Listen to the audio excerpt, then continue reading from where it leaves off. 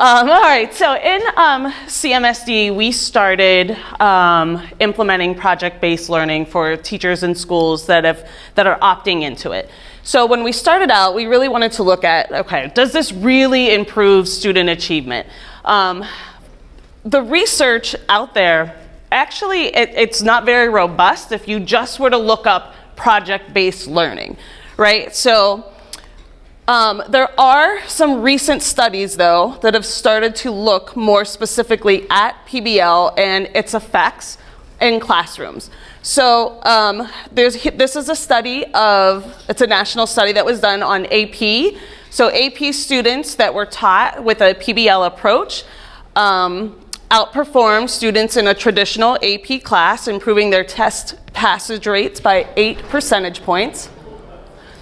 Here's a study with third graders, and what they noticed in this study, looking at their improvement in science scores, it doesn't matter what your reading percentile is, right? So our students in the highest reading percentile and our students in the lowest reading percentile, all of them who were in a PBL classroom outperformed students in a traditional classroom.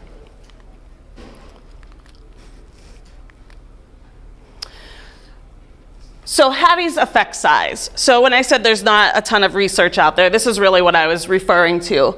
So Hattie doesn't have anything that specifically looks at project-based learning and what the effect size is for that. But what Hattie does have, all of these individual strategies that you would see in a PBL classroom show a very high effect size when implemented with fidelity and implemented well, right? So these are all the things we'd see happening in PBL classrooms, and they're all above that magic 0.4 number, right? So 0.4 is a year's growth within a year, so you want to be higher than that number. They're all pretty significantly higher than 0.4.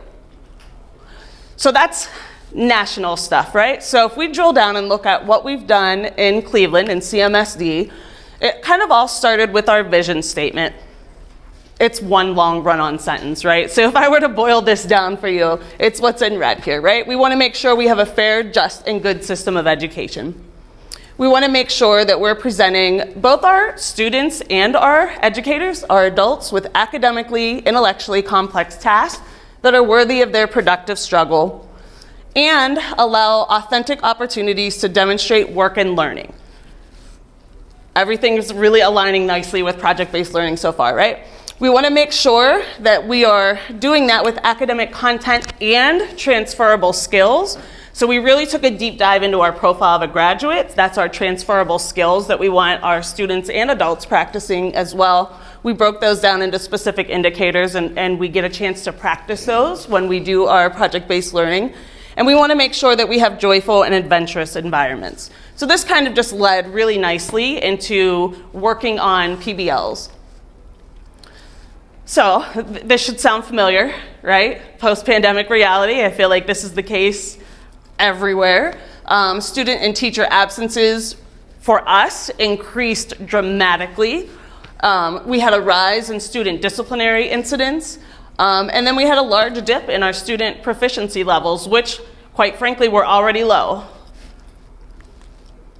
So to address those gaps, we worked on a strategic plan, and we have these 3 investment areas: investing in culture, investing in scholar learning, and investing in educator learning.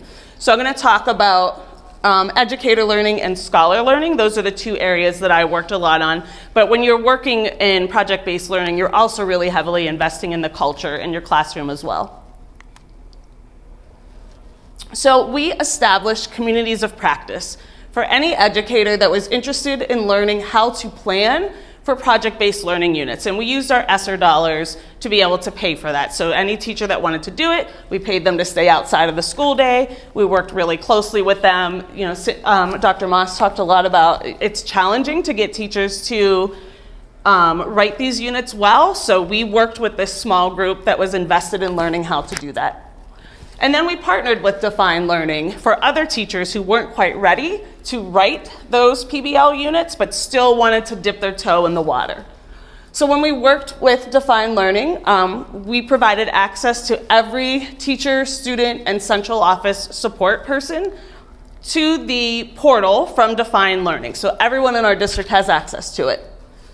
We co-authored projects for our summer learning experience. So whether you were like volunteering into PBL or not, if you taught our summer learning experience, that was part of the day. We divided the day into finished learning, which is like your traditional reading, math, let's get you caught up, and rich learning, which was our PBL part of the day. And so that's where this partnership with Defined Learning came in. And that's what got kids really excited about coming to our summer learning experience. We co-facilitated professional development for our central office team. So really wanting to grow the knowledge in our district, having it not just lie with me. So before I came into this role, I was a new tech principal. I'm not sure how many of you are familiar with new tech schools. It's a project-based learning themed high school. It's one-to-one, and so that's how I got to be passionate about project-based learning.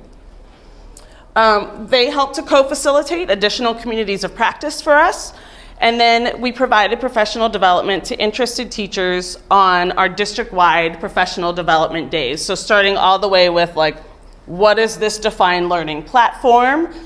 Up through, the last time I did a session on diving deeper into hooks and engaging kids. This coming up session in November, we're gonna go a little bit deeper. So you're in that messy middle part of the project. How do you support students with their project management, so with them staying engaged? How do you support them with keeping track of their research and their notes? How do you support their collaboration? So getting deeper with teachers with the professional learning that we're offering. So that gets into our educator learning. So this piece is new this year. What we started working on was an incentive program for educators implementing PBL. And so we came up with a badging system. So we developed 3 levels for this badging system. I mean, we're all kind of like kids, right? Like, give me the star on the chart. So that's essentially what this is for our teachers who have taken these steps to earn these badges.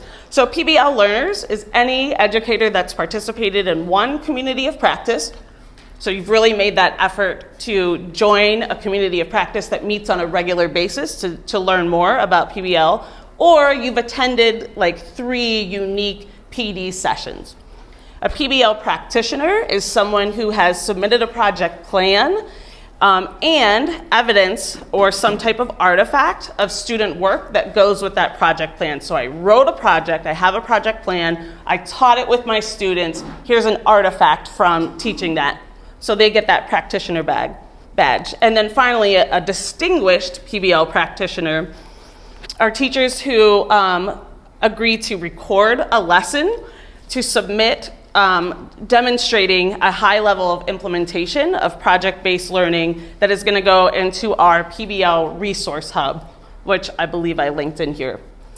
We also put together a letter of encouragement from our superintendent or CEO. So any teacher that opts into participating in a PBL unit that has a demonstration of learning, they'll get a letter that comes to them like from the CEO. It's the same letter, right? It's like a form letter, but it's still kind of exciting if you're a teacher in a large district like CMSD to get a letter from the superintendent, and they have been eating that up. So our second area, investment area, is scholar learning.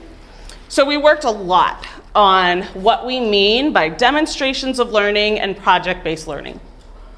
So when we first rolled this out with demonstrations of learning, we realized people had very different ideas. So one of the staples of PBL is that there's some type of public product, right? That's one of the gold standards that go with project-based learning.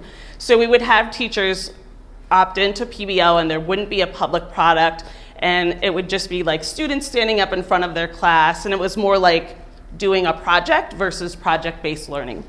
So we developed this district-wide definition, and I know I've got these linked in here. You will have a QR code at the end, so you'll be able to grab this whole slide deck and you'll be able to hit these links. We also developed a different district-wide definition of what we mean by safe practice. So it was important to us when we started moving into project-based learning to let teachers and principals honestly know that it was safe for them to try something new. Our people, and I think people by and large, get a little bit nervous when they're trying something new, right? Like, what if my supervisor comes in and it has gone off the rails? So we wanted to just make sure that people were comfortable, that we eliminated that barrier of trying something new. So we developed this definition. When we say it is a safe practice for you, this is what we mean. Like, you can't be evaluated with TDES. That can't be one of your events unless you specifically asked for it, because quite frankly, if you're implementing project-based learning, you're gonna hit a lot on the rubric. Same thing with our principals. If their network leaders have to make sure it's okay with them if they come in and observe classrooms when teachers are participating in a PBL unit with their kids.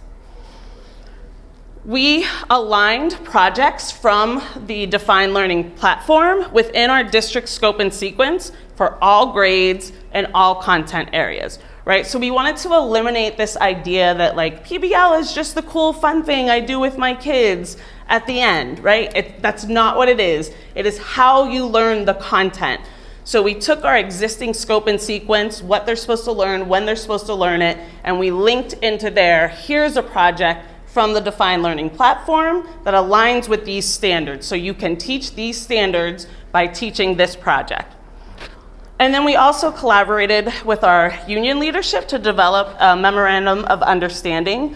We had whole schools opt in to be a demonstration of learning school. So you teach with a PBL model, and then you have your students demonstrate their learning. And for this school year, actually, we have our first cohort doing that now. And so what was in that MOU, all students in these schools have to participate in a minimum of 2 demonstrations of learning. Each school got to identify a demonstration of learning champion. So that's the person that I work closely with in like a train the trainer model. They get extra training and support from me. And then each school received extra dollars for materials and supplies needed for their PBL units. For our scholar learning, we developed a communication plan to encourage participation amongst all of our schools. So we have a new Demonstrations of Learning resource hub, and it's like our one-stop shop for any information about project-based learning. So this is obviously aimed at teachers, but it gets to more scholars being able to experience project-based learning. So there are sample project plans there. There are classroom videos that we are currently videotaping right now. I was really excited.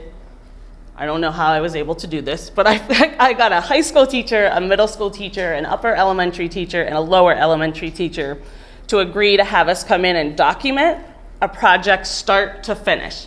Right? So those videos are going to be up in this Demonstration of Learning resource hub. So how did you roll out a project? What's the very beginning? And then our camera crew, our communications department will come in once a week and just set up for a full class and capture what they capture, and then we'll watch the film and then we'll edit it down, right? So like this part of this class was a great way to show like how to get kids to collaborate, and this part of this class is how to get kids to manage their projects. So we're going to go through and pull out the strategies that we really want to see with project-based learning from these videos. We're going to have teacher and student interviews about their experience with project-based learning, and that's also where schools who aren't demonstration of learning schools can go in and sign up to participate in the next quarter's demonstration of learning. We delivered posters to all the schools. I know that doesn't seem like a big deal, but schools were excited to get like a poster with a QR code, and it had all the information and the dates about like when their teachers could opt in. And then finally, we cataloged any existing pictures and videos that we had featuring project-based learning within the district. So here's our early data on the effect of project-based learning on closing the gap in CMSD. So this first graph is all schools. So we identified 13 schools. These are not necessarily the schools that just opted in as demonstration of learning schools. These are 13 schools that we know have been teaching with this PBL pedagogy. It's a mix of high school and K-8 schools. So this is performance index. So if we look at 2021, these PBL schools started higher than the other schools because they have been teaching this way for longer, right? They didn't just start in 2021. So we feel like that's why they started out even higher than the other schools. And they're growing at a pretty consistent rate with each other if we're looking at just performance index. If we look at our schools that are in K-8, it actually looks a little here like our traditional schools are starting to close the gap. So this is one of the things that we want to investigate what's happening here. Why are these traditional schools starting to close the gap? But even though they're closing the gap, our PBL schools are still outperforming them.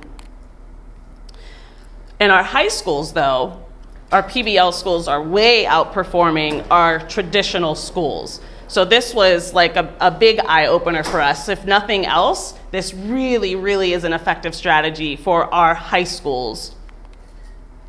So that was looking at performance index. If we look at growth, so for this data, we took our PBL schools and compared them with a traditional school, like a one-to-one comparison. So for all 13 PBL schools, we looked at 13 traditional schools that kind of partnered with each of those. So if we look at overall growth, our PBL schools are outgrowing our traditional schools from 2022 to 2023. And this is just the K-8s. If we look at reading, they're way outperforming our schools, PBL versus traditional schools. And we believe that's happening because no matter what the content area is in a PBL classroom, there's such a heavy focus on reading, writing, and speaking that those reading scores are going to go up no matter where you're implementing this pedagogy. And in math, interestingly enough, the traditional schools are outgrowing the PBL schools. So that's one of the things that we want to look into. Like I can say it is more challenging to implement in a math class than in English, science, social studies, art, what have you. And those have been more resistant teachers to implement project-based learning, so there might be something to why they're experiencing less growth. So I'm curious to get in to look at like the level of implementation in those math classrooms to see what's happening there. Now, if we look at high school, huge difference in growth between our PBL schools and our traditional schools. Our traditional schools actually regressed in some content areas while the PBL schools showed that growth. But what I thought was interesting here is in ELA 2, right, which you would think it would go up. That one had the reverse effect of in our K-8 schools where our students in reading experience more growth. So our next step, so I kind of talked about this a little bit, we want to dig deeper into the instructional practices that are showing up in implementation in those self-identified project-based learning schools compared to their counterparts. We want to track the data for the 11 schools who did sign up this year to be demonstration of learning schools. We want to look at their achievement, their growth, their attendance, and students' perception of school compared to traditional schools.